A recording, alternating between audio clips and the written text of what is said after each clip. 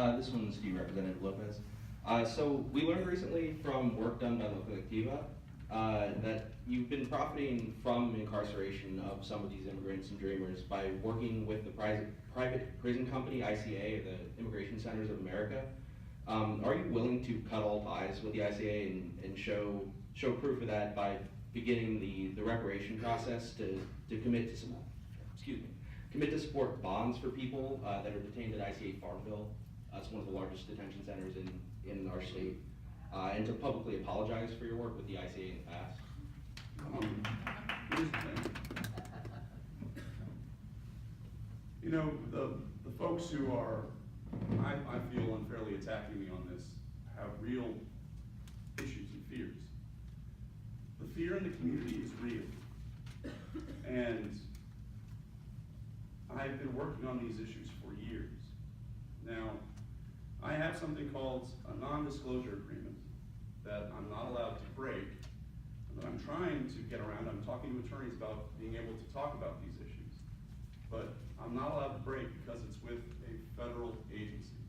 And they're even stronger with things like the CIA, Defense Department, DHS, ICE. So, I hope that people would understand that I would never sell out my values for anything. We've been working on these issues, my family and I, since I was 12. And so, people aren't asking the right questions, and it's incredibly frustrating because I'm not able to defend myself. I intend to do that. But if they knew the truth, it would be a very different situation. So I hope you'll judge me by what I've done in the public sphere my entire life. I hope you'll judge me by the fact that who was the person who helped get notario fraud cracked down on in Virginia? Me. Who's the person who's been actually fighting for the DREAM Act as the first bill I put in, and the person who's fought for that bill every year? Me. Who's the person who worked with Attorney General Mark Herring to make sure that we actually got the letter changed that King Cuccinelli had to go to Chev, so that for the last 4 years, and now for the next 4 years, we still will have essentially in-state tuition in the Commonwealth of Virginia. Me. I worked with him for 14 months to get him to go from voting against the DREAM Act to putting that letter in. Who's the person who helped get Medicaid for immigrant mothers and children and actually saved the state $3 million in the process? Me. And who is the person who anytime anyone stands up and says anything about new Americans, immigrants, and especially Latinos on the floor of the House of Delegates, who's the person who tells them where to go? Me. So, because of this NDA, I'm not allowed to defend myself. But please judge me by what I've done in the past, how I've conducted myself, and what I will continue to do and fight for in the Virginia House of Delegates.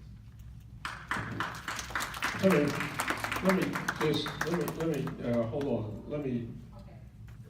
I don't have a non-disclosure agreement. I can tell you this. The issue on how immigrants were treated in Virginia never came to light, was never discussed until Delegate Lopez got there. There has been no one, and I mean this, no one in the General Assembly, as long as I've been there, and I've been there longer than anyone else, who has fought harder for the rights of immigrants than Delegate Lopez.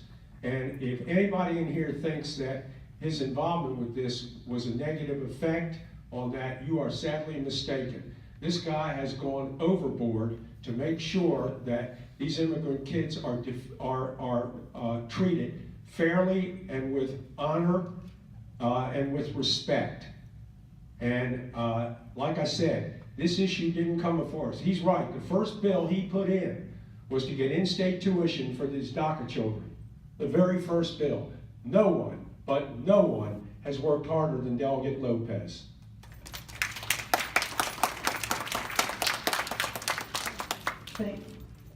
Thank you. regarding redistricting and gerrymandering, and with all due respect, if you look at the map of the districts in Virginia today, I think that both the Republicans and the Democrats are very good at gerrymandering. All you have to do is look, and you know that we had an election in the Fredericksburg area where not even the Board of Elections could figure out where the line was because 147 voters were misaligned. So we have a serious problem, and you all both agreed that we have a serious problem, and I really appreciate that. No system is perfect, but what we have now is not good. It is not good for the voters of Virginia, and it is both a Democratic and a Republican problem, because what happens is that they get together and they decide, and the Democrats protect their own, and the Republicans protect their own. And nobody's protecting the voters in this regard. Sorry, I'll get to it right away, actually. Would you support a bipartisan independent commission appointed by the legislature that includes certain state officials and that includes people appointed by the legislature but not legislators themselves, because I believe there's an inherent conflict of interest if legislators are drawing their own districts?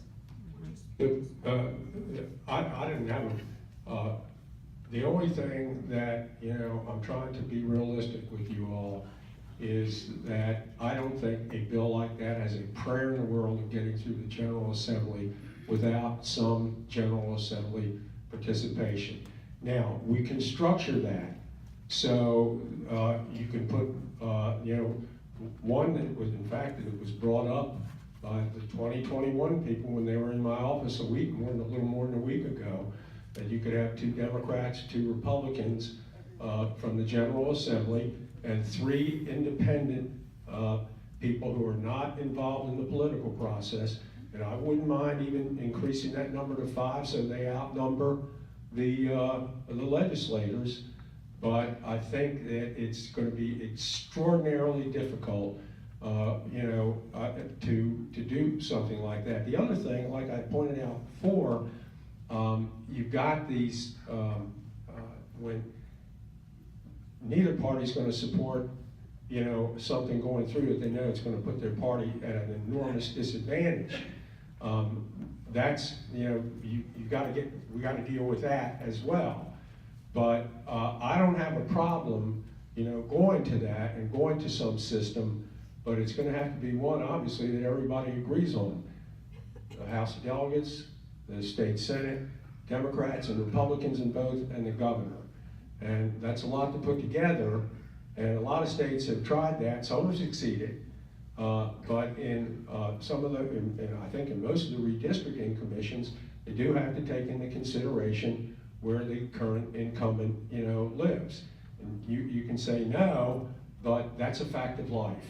And if you don't, you could wind, as I pointed out, one of the problems that we have here, and I'm going to guess it's the same in a lot of other states similar to Virginia, is all the Democrats are bunched up in 2 urban senators, and all the Republicans are spread out all over the place. And when they did that nonpartisan redistricting at Christopher Newport, the people who were all in districts with each other were all Democrats.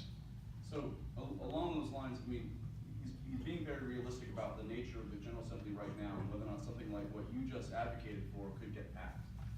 At the end of the day, though, I think you will eventually see some kind of nonpartisan redistricting commission pass in Virginia.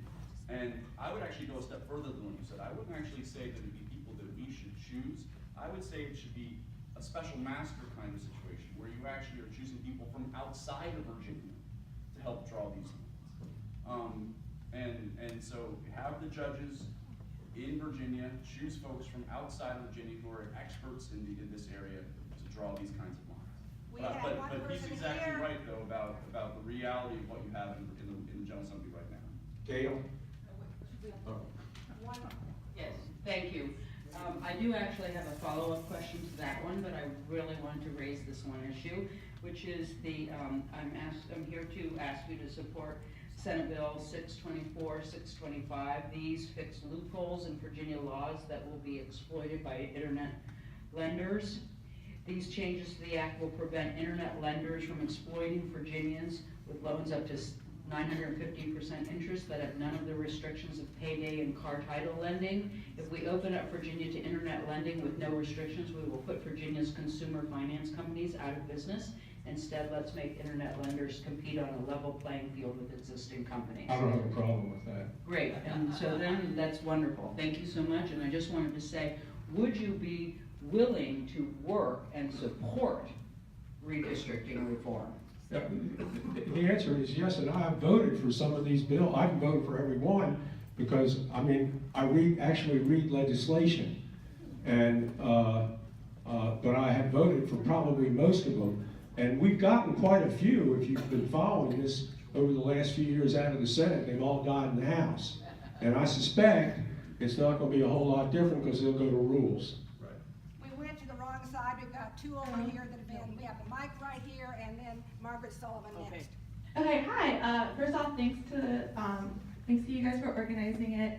Godwin House and League of Women Voters, I think. Nope. Yeah. No, sorry. Goodwin House. Goodwin House. Thank you for organizing it. My question is a follow-up question about the Immigrant Detention Center. So you say that you can't disclose how much money you fully earn from immigrant detention because of an NDA, but why does that stop you from paying reparations, so like bonds, and also for publicly apologizing? Thank you. Can I, hold on, because he's limited with what he can say. I can assure you, he would not be involved in anything that would harm these immigrants in these centers. So what does he have to apologize for? How is detention not harmful? Let's move on, Margaret Sullivan. They're there already. He doesn't, what he's involved in doesn't put them there. Deals with the aspect of them being there. Doesn't put them there. People have really, I mean, thanks to social media, I mean, they got him tried and convicted with things that aren't even remotely close to the truth. Let me just, I think I'd like to change the subject. can I just speak to one thing here? I'd like to hear him on this subject. Yeah, thank you. Can I just speak to, once again, I can't defend myself. Which is, for me, if you know me in the General Assembly, is incredibly frustrating. But the ICE detention process is very different today and much worse. Under the Obama administration, the priority was on detaining folks who were repeat entrants in the United States or who had committed a violent felony, rape and murder. Today, under Tom Homan and the policies put forward by the Trump administration, the only reason someone needs to be caught up into the really just the ICE detention process is just if they're undocumented. So what does that mean? That means we have our neighbors and our friends who are living in fear every day. I have friends of mine who are undocumented, who have DACA, who are coming to me incredibly upset because of what this means. They're counting the days until their DACA goes away if something is not done at the federal level. And so, And yet you're profiting off of their detention. There's plenty of DACA students Let's who not are shout. in immigrant detention. Please sit down. Let's not shout it. I'm gonna leave. Thank All right, you. thank you. So, I'm sorry, but everyone who is in Farmville detention before in the Obama administration, they were not just rapists and just killers. That's what There the are priority actually human beings Yes, I know. who were there. I know. People from your district. I know. So you cannot justify your work with them, regardless of what it was. No, actually, if you're trying to make things better, and you're trying to help people stuck in a horrific process, Well, why do you have to be the one to do that? We're working with ICA. No. I'd rather have him looking out for those people than the Trump administration. I'd like to think, We treat visitors with respect here. You're not. We treat veterans with respect. You absolutely are not, ma'am. I'm sorry. You treat no one with respect when you're profiting from their detention. You've had a say, we treat you with respect. Thank you You did very not. much. I would like to Not thank, one more deportation. Not one more deportation. Not I one would like more deportation. Not one more deportation. Okay, I would like to take this occasion to thank Delegate Lopez for his forthrightness. This is not a simple situation, and it is, I am sure, deeply painful for everybody in the room. I would like to change the subject, however. I was glad to hear Senator Aslaw say that there is to be a new energy bill and that we haven't seen it yet.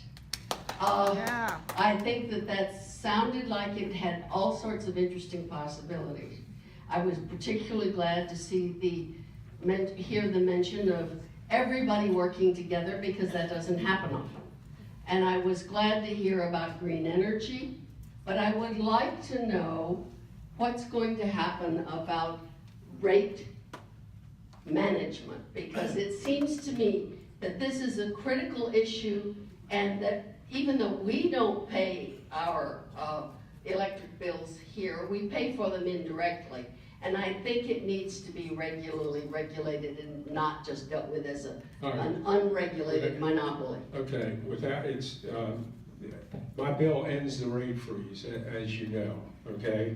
The bill that was initially supported by, for instance, the Sierra Club didn't end the rate freeze until next January. Mine ended it 27 days ago, okay? Now, with respect to regulation, when we originally talked about the bill, Dominion said they're willing on 15 years 15 and 16, which were not reviewed, get back 83 million. Right now, and I'm not finished yet, I've got them up for those 2 years to 175 million, okay? And nobody, let me tell you, they're not getting off scot-free. And in the original bill, 2017 would not be reviewed. That is going to be reviewed. We're going to, the SCC every other year would review a utility. 1 year they do Dominion, next year Appalachian, following year Dominion. The problem is the Attorney General's office can't keep up with that. And instead of being reviewed every 2, they'll be reviewed every 3. Okay, so if they've over-earned, that it goes back. Okay. The other thing, by the way, I didn't mention, they get a windfall of over $100 million from the Trump the tax cut. I've got that money every year going back to the ratepayer. That $100 million every year. Okay. And like I said, we're not done yet. We got a long way to go. The bill's almost 60 pages. Okay, it's a lot. There's a ton in there that I've got in there, and like I said, I'm hopeful that by by the way, 2017, they're under the new bill, new law. I said every 3 years, so 18, 19, and 20 would be reviewed in 2021. You follow me? But in that first review is going to be year 2017 as well. So everything's being checked. And they will be reviewed every 3 years. Keep in mind the average nationwide for reviews is every 6.5 years. We were the only ones that were doing it every other year, and the AG's office, they just can't, and I think the SCC was having problems keeping up with that as well. So everything, we're checking everything. And like I said, I hope by Tuesday I can have everybody on the same page.